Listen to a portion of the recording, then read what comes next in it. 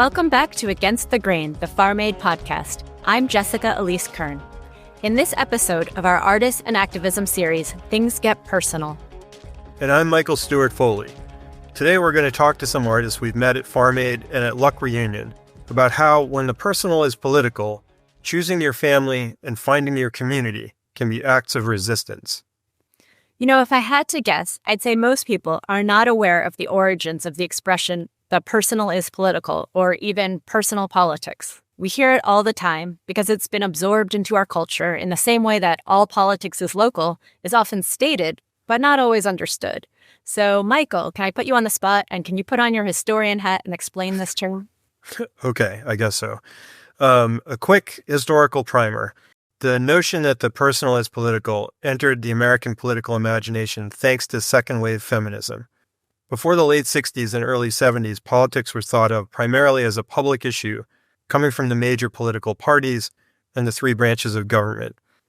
Then the social movements of the 50s and 60s, particularly the civil rights movement, showed Americans that when the government failed you, it was okay to bring politics into the streets. When the women's liberation movement emerged from the other movements of the 60s, women brought politics from the streets into their homes and workplaces. They focused on the cultural assumptions of sexism that they experienced in everyday life. These are things like the gendered expectations of tending home and hearth, even if they had a full-time job outside the home.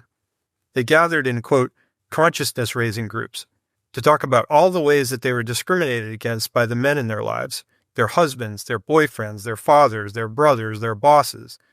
This is where the idea, the personal is political, came from. At Farm Aid, we are deeply committed to following our President Willie Nelson's Big Tent approach. Everyone is welcome. Lifting up farmers, regardless of race, gender, or sexual orientation, has always been and always will be central to our mission. We strive to put on an annual festival that reflects the full diversity of the folks who work the land, who produce our food, and who bring it to us at our markets and tables. And when we come back, we'll hear from Steve Duncombe of the Center for Artistic Activism on the role artists can play when the personal is political.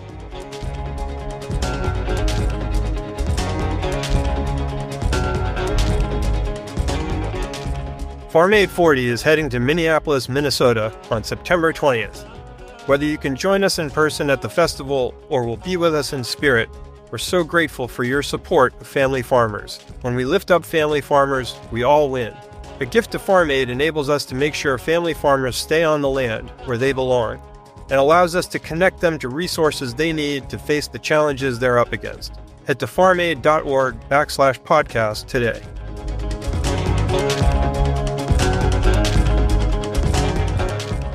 Welcome back. If you've been listening to this series, you'll recall that we spoke to Steve Duncombe, co-founder of the Center for Artistic Activism. Steve talks about how artists are uniquely qualified to tell stories. Storytelling is visceral and emotional, and crucially, storytelling makes people want to take action.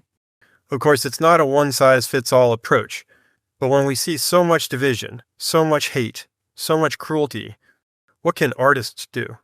I think one of the things that arts and culture can do really well is conjure up an alternative of a world that you want to live in, a better world that you want to live in.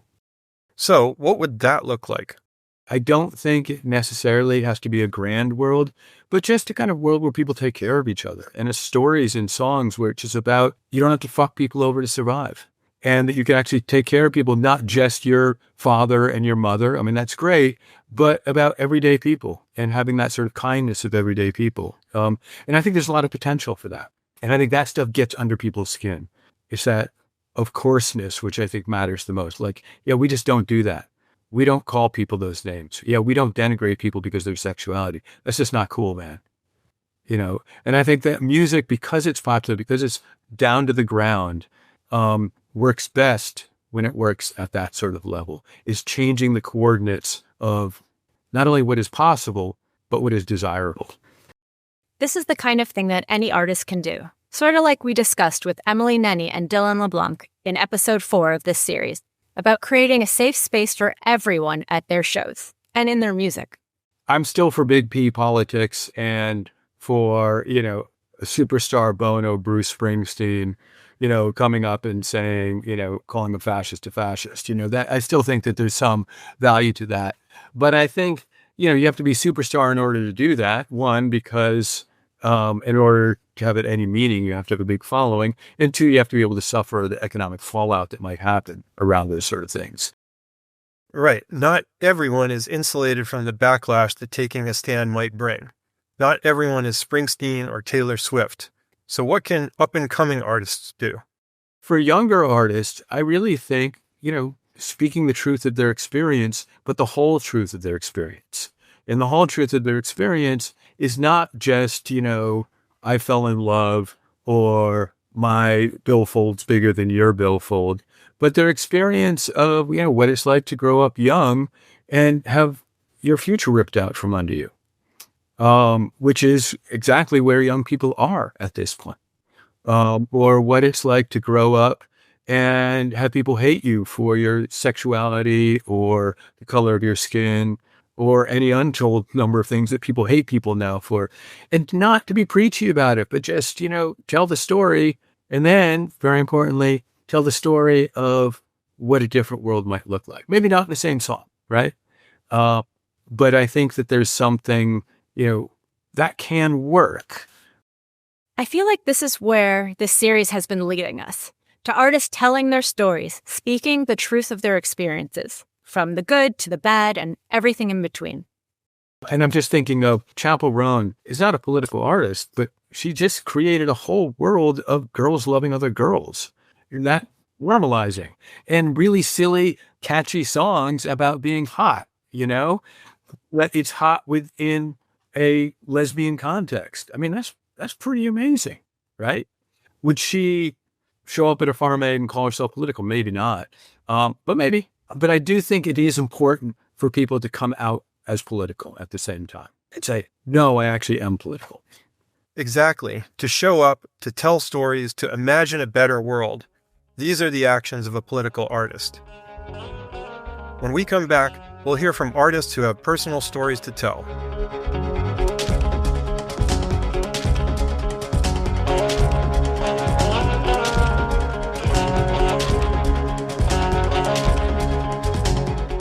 If you're a farmer, Farm Aid is here for you. Whether you have been farming for a few years or many decades, we welcome your call. Our team will listen and point you in the right direction. You can call the Farmer Hotline at 1-800-FARM-AID. That's 1-800-327-6243. Or reach out online, www.farmaid.org/podcast.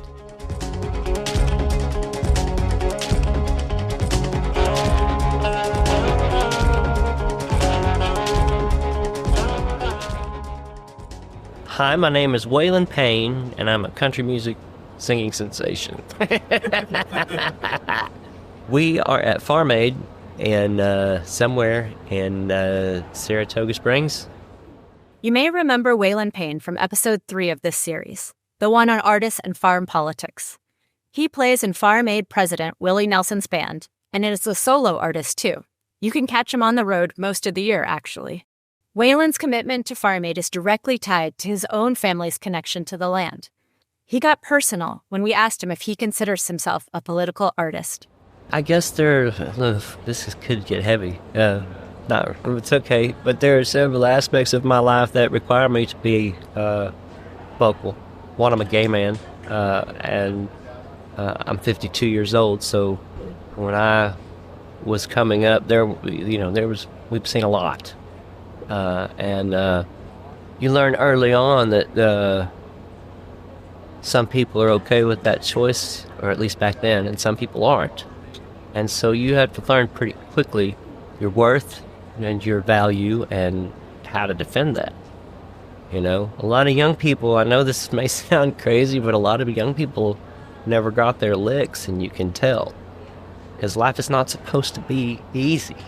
It's a hard life, and there are reasons that we learn lessons, so we can grow and become people. And I'm from a generation where we had to learn how to stand up. I lost my whole family basically because of being gay, and except for Willie except for my dad, but the mom side of the family for a while didn't want anything to do with me, and so I kind of made a decision along time ago that if you're not going to respect who and what I am, then you don't really have a place in my life. And so there's never really been a question of, I've never, that's kind of happened a long time ago, and the people in my life are the people in my life. I don't have bad people in my life because I don't think you have to. I appreciate the way he frames that. On the one hand, Waylon had to deal with being kicked out of his family just because he's gay, to, on the other hand, choosing not to have people who don't respect him in his life at all. This sounds a lot like what Allison Russell calls having a chosen family of people who do support, love, and respect you. Allison was really generous in spending a lot of time with us when we spoke to her, so we covered a lot of ground. Listen to her echo some of the things that Steve Duncombe and Waylon touched on when it comes to personal politics. I think it's before I thought of myself as an artist, I was a queer Black kid growing up in a white supremacist, abusive family. So my existence was, the fact that I exist was political in my family. Who I am was political. And I did not have the luxury of seeing myself as outside of politics or outside of a perception that I had to conform to something that I didn't fit into, and so it's both existential and also survival for me to start finding circles of people who saw me as an equal, to start finding circles of people who weren't abusive, seeking out a circle, seeking out a community, seeking out, frankly, places to be safe. I was unsafe for most of my childhood, and I had no choice about who I was born to, fostered by, adopted by, abused by in those years. And none of us do. We don't get to choose any of that. I don't know if we could find a better example of the personal being political. Allison lived every day with experiences of being diminished and abused, and finally being confronted with a choice to stay or go find another kind of family. I was 15 and I knew that I was safer sleeping in a graveyard on a park bench than I was in the home of the people who called themselves my family at that time. And then eventually, but we need community. We need family. We don't thrive in isolation.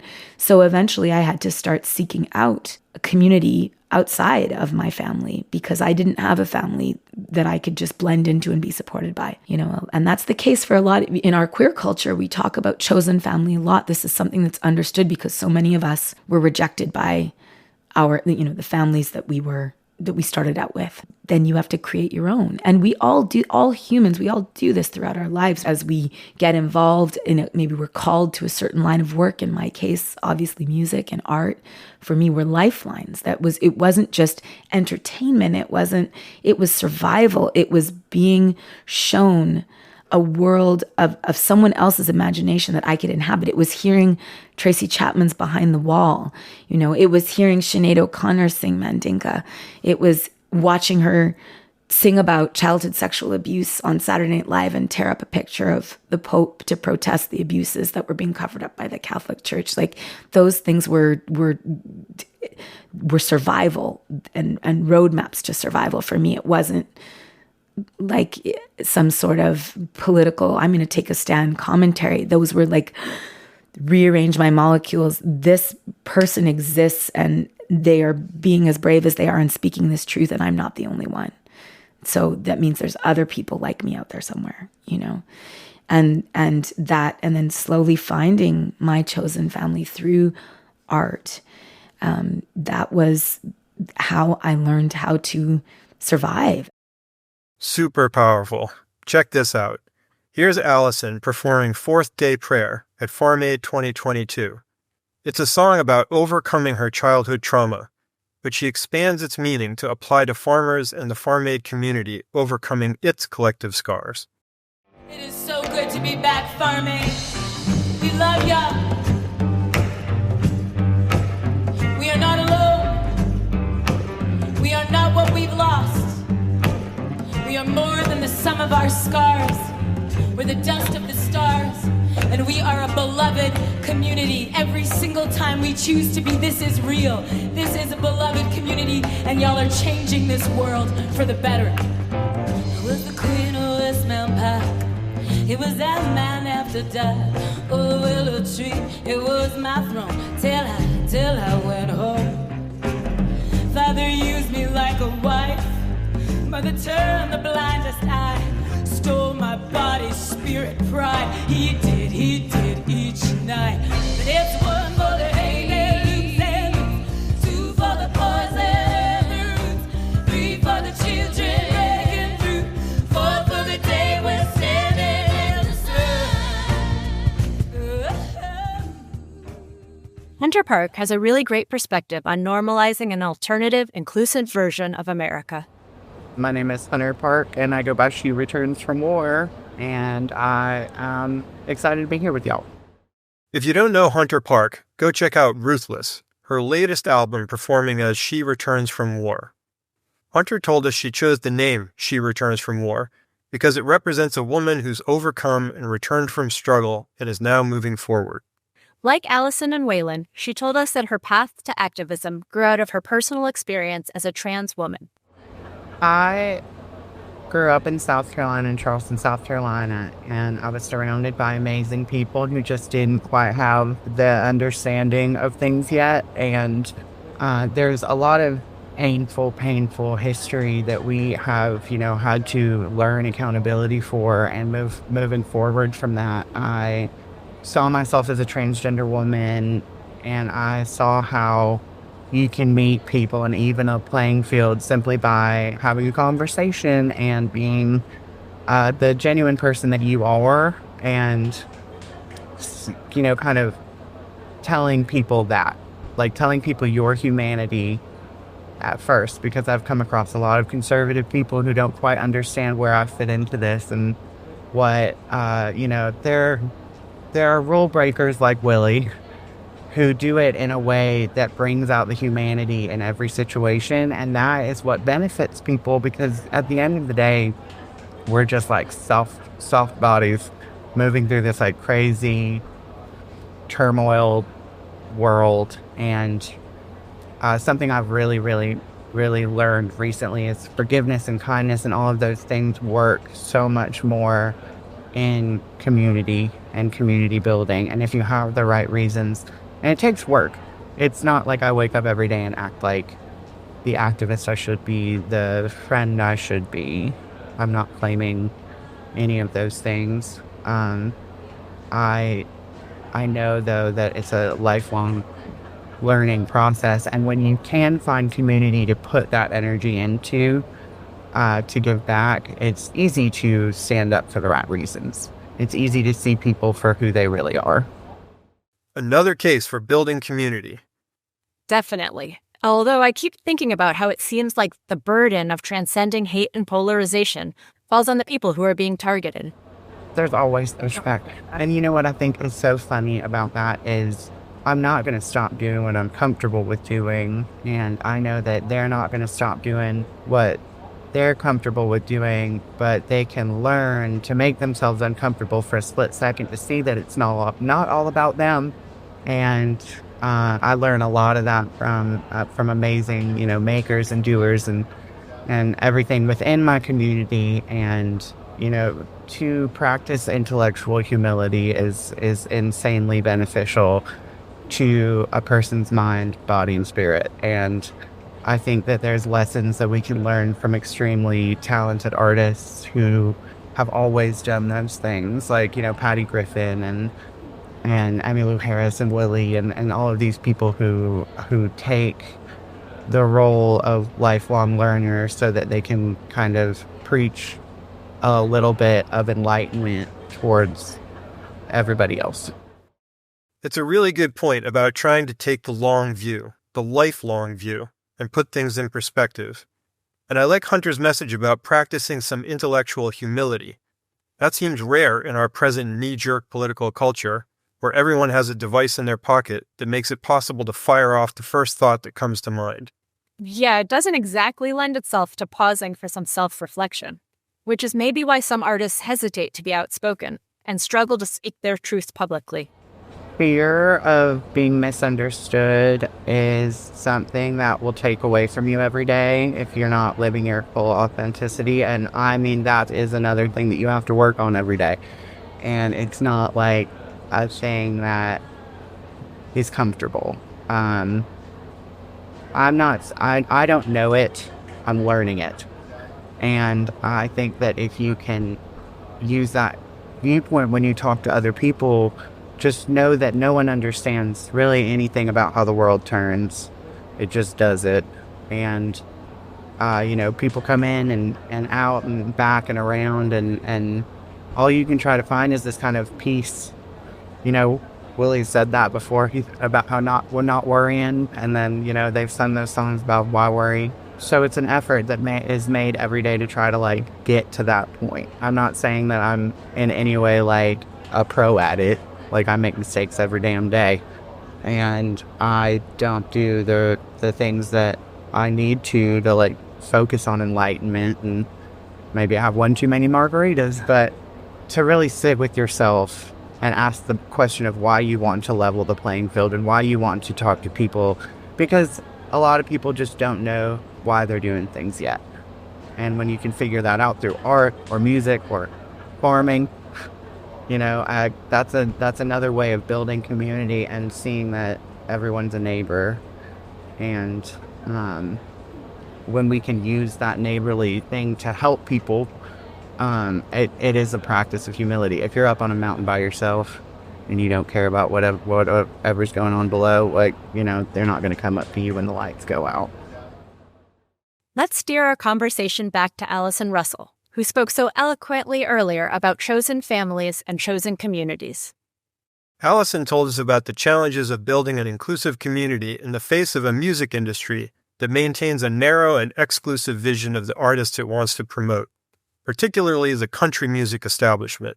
I'm incredibly proud of our Americana music community. And I will say that in my definition of Americana, it goes far beyond genre, because to me, Americana denotes the musics that have grown out of this amazing experiment that is this continent. And so when I'm talking about America, I don't just mean the United States. I mean from Haiti to Nunavut, from the Caribbean to the Arctic Circle, including Canada, including Mexico, including all of South and Central America.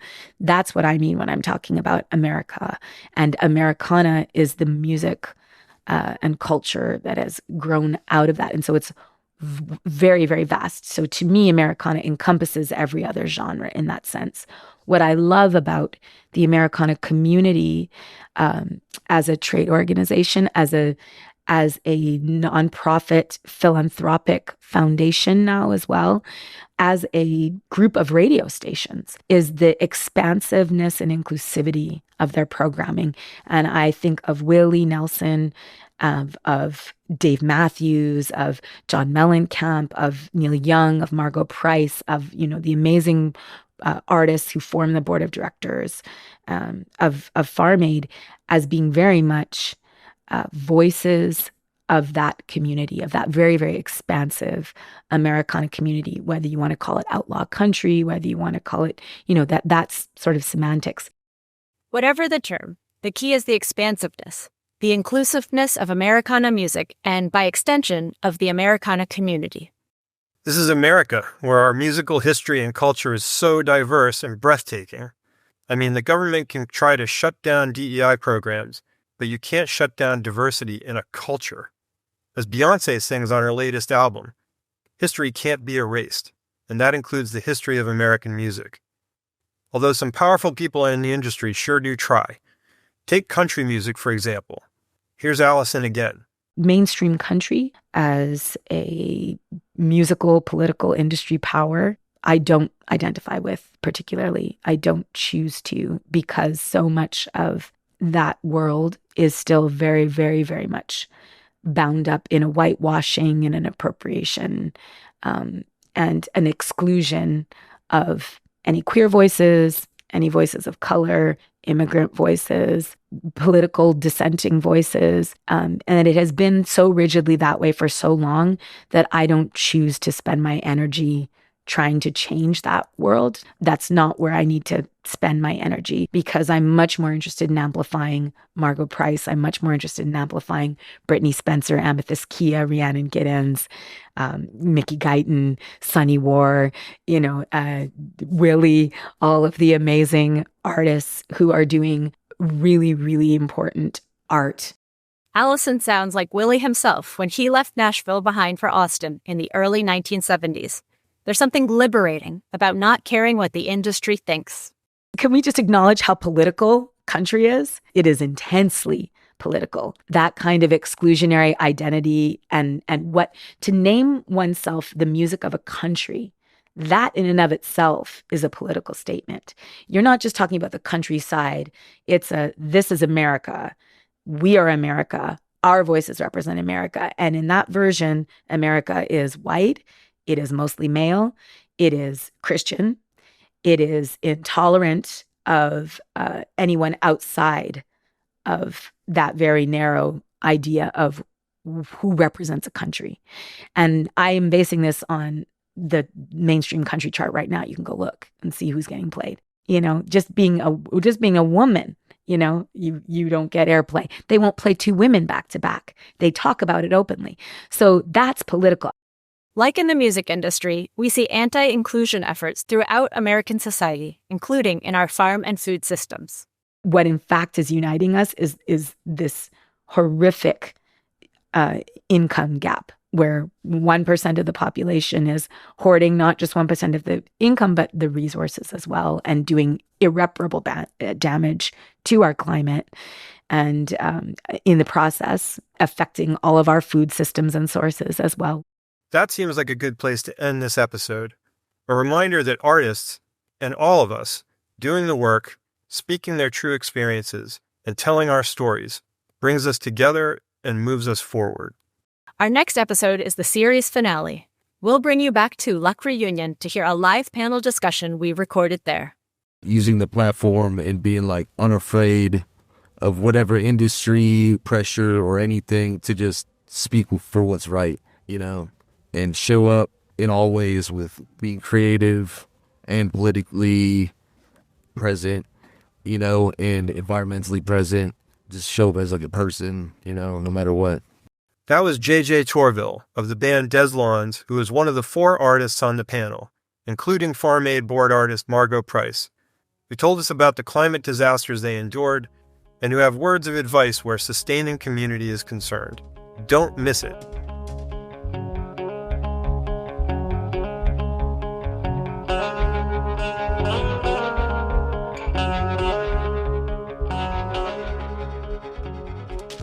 Is there something you want us to cover in the future? Send us an email or drop a comment. You can email us at podcast@farmaid.org and find us on social media, which is @FarmAid on Instagram, Facebook, Threads, and now on Blue Sky. And don't forget YouTube, where you can watch almost 40 years of performances and other content. Let your friends know about Against the Grain. We're beyond grateful when you listen, share, like, and subscribe to this podcast. Against the Grain was written and produced by us, with sound editing by Endhouse Media and direction from Dawn Sorokin. And thanks to Micah Nelson for our awesome theme music. Thanks so much to all the artists who took the time to speak with us. Head over to our website to watch videos, check out those playlists, and learn more. www.farmaid.org/podcast. And thanks to all the farmers out there. We'll chat with you next time.